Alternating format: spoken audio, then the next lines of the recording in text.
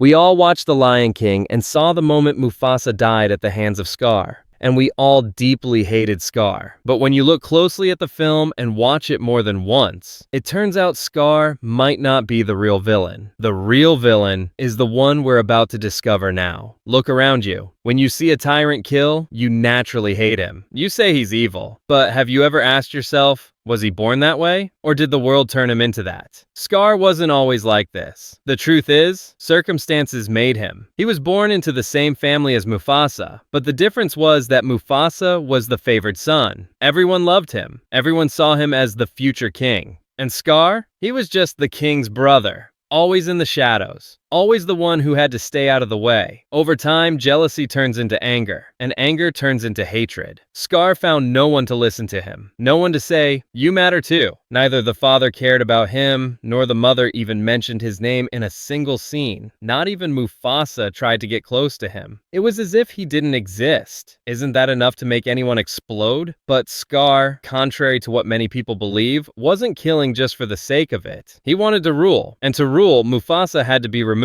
To him, power was the only thing that would make him feel like he had worth. But let's take a closer look at the film itself. Who might actually be the villain? Not Scar. Let's start with Serafina, Nala's mother. In the film, she was always silent. But notice that after Mufasa's death and Simba's disappearance, she agreed to raise Nala under Scar's rule, without resistance, without any real attempt at rebellion. She was either compliant or silent, and no one questioned why. And Simba himself? He ran away and left his mother, Sarabi, and the entire kingdom to suffer. He chose to live with Timon and Pumbaa, singing Hakuna Matata, as if no disaster had happened. If that's not selfishness, then what is? At least Scar stayed in the kingdom. Even Nala, whom we all grew up loving, when she saw the kingdom dying under Scar's rule, she didn't try to kill him or save the people. No, she went looking for Simba, the very one who ran away and abandoned them. Was she really trying to help? Or was she just looking for the king she loved and thought was more fit? What about the others? Did they not matter? And the royal council that surrounded Mufasa? The giraffes? Elephants? Gazelles? Where did they go? Why did they let things go this way? Can we say they all took part in destroying the kingdom from a distance? As for Zazu,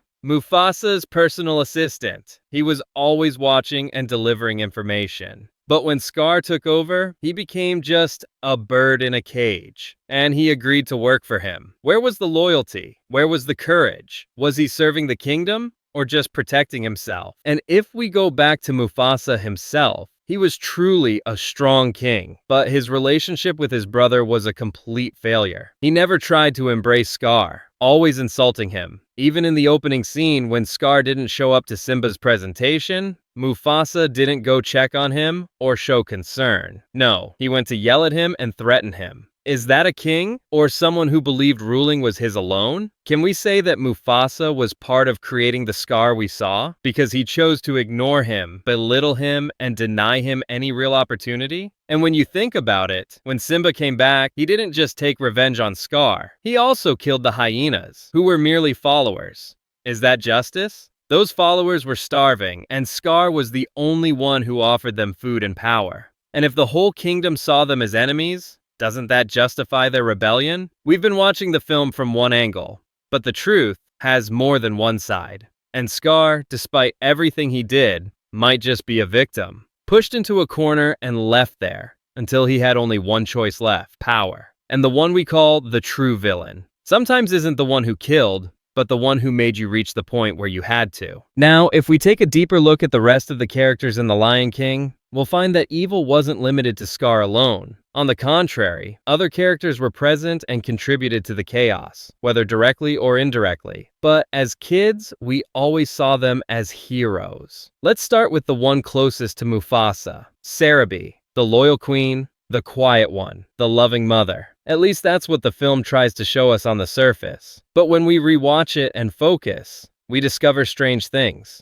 When Mufasa died, Sarabi stayed silent. And when Scar said Simba was dead too, Sarabi stayed silent again. There was no moment where true grief appeared in her eyes. She didn't scream like a mother who lost her husband and son, and she didn't confront Scar with any suspicion. What happened after Mufasa's death was a massive shock to the entire kingdom. But the strangest reaction came from Sarabi. We didn't see her resist. She didn't try to defend her husband's or son's rights. She didn't ask for an investigation, and she didn't seek the truth. Did she really believe Simba was dead? Or did she know something and stay quiet? Or maybe she thought Mufasa's death would restore the balance she believed in? Let's recall, in the confrontation scene between Scar and Sarabi, before Simba returned, when she said to him, "Your reign has destroyed the lands. There's no food and no water." He replied, "You always oppose me, even when Mufasa was alive." In other words, there was conflict between Scar and Sarabi, and it seems that conflict existed even during Mufasa's time. And if that conflict began in Mufasa's days,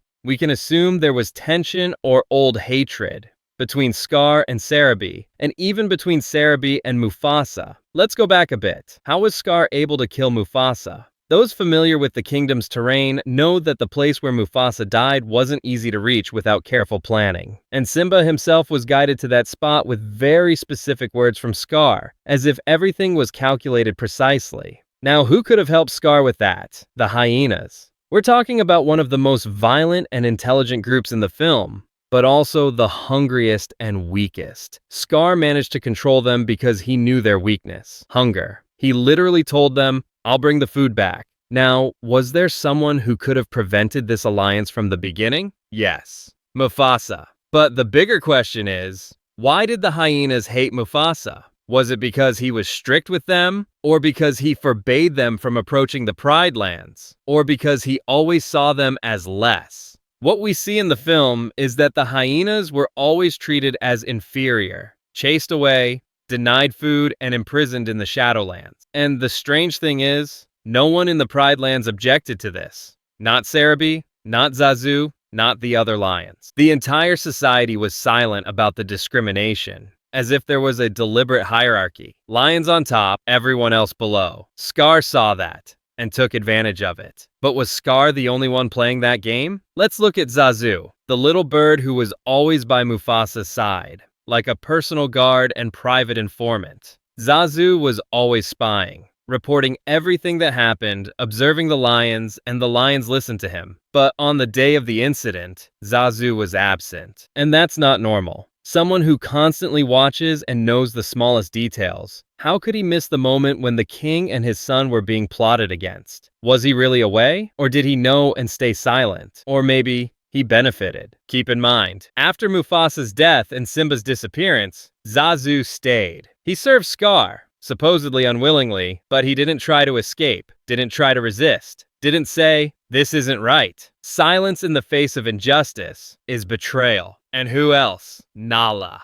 Nala, who went out looking for food and ended up in the jungle where Simba was. And that's a very strange coincidence. How did she manage to reach there? How did she recognize Simba after all those years? And why didn't she return to tell the Pride Lands that there was a chance Simba was alive? She was supposed to run back the moment she saw him and tell them. But she stayed with him, and they sang and talked until he decided to return. So even the idea of Simba's return wasn't Nala's, it was his. And after he came back, he faced Scar alone. All these characters, the ones who were supposedly in the right, behaved very strangely in the decisive moments. Maybe Scar was orchestrating a plan, but what's certain is that those around him were helping, each in their own way, whether by silence, ignorance, or indirect participation. The true evil never shows itself in the first moment, and it seems that in the next part, we'll understand why Scar believed he was the rightful one, and why he kept believing until the very end that he did what had to be done. And Scar remained alone, carrying the sins of everyone else. He was labeled the murderer,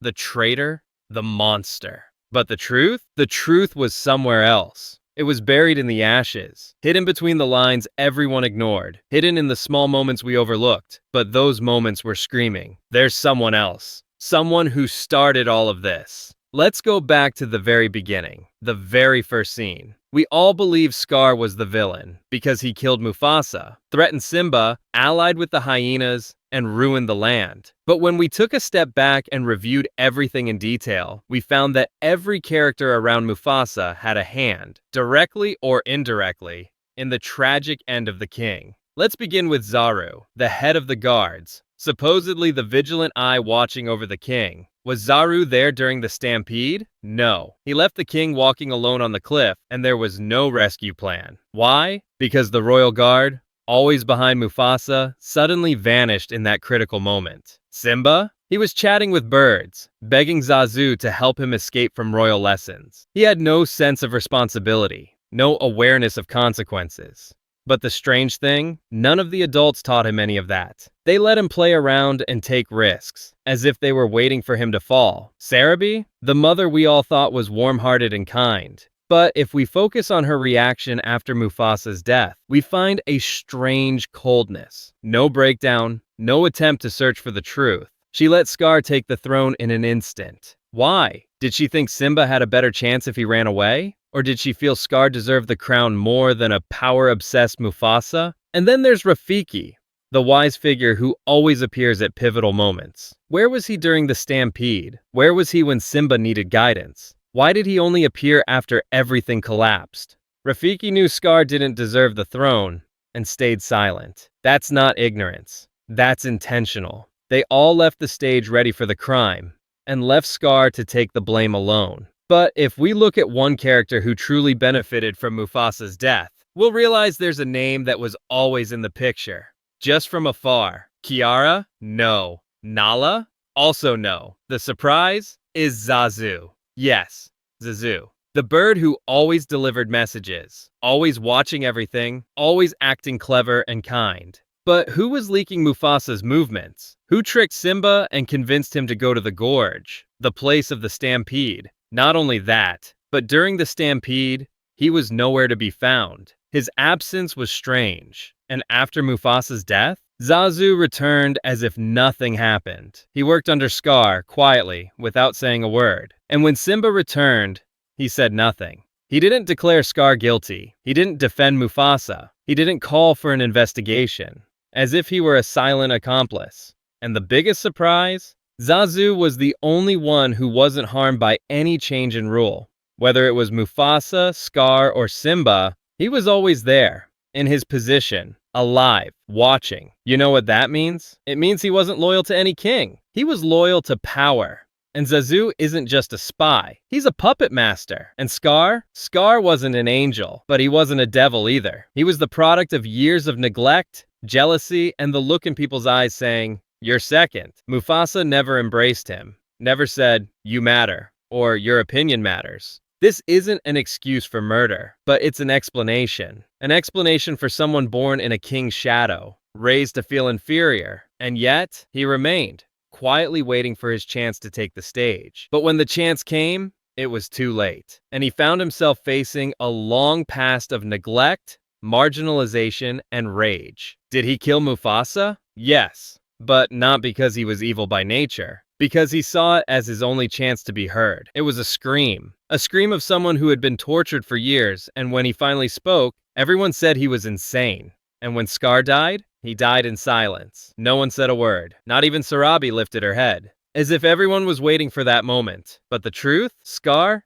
in the middle of all this, was just a result, not the cause. There was someone, or many, who made him, pushed him into a corner, and left him there to explode. And when he did, they all took a step back and left him to burn alone. The Lion King? It was supposed to be a film about good and evil.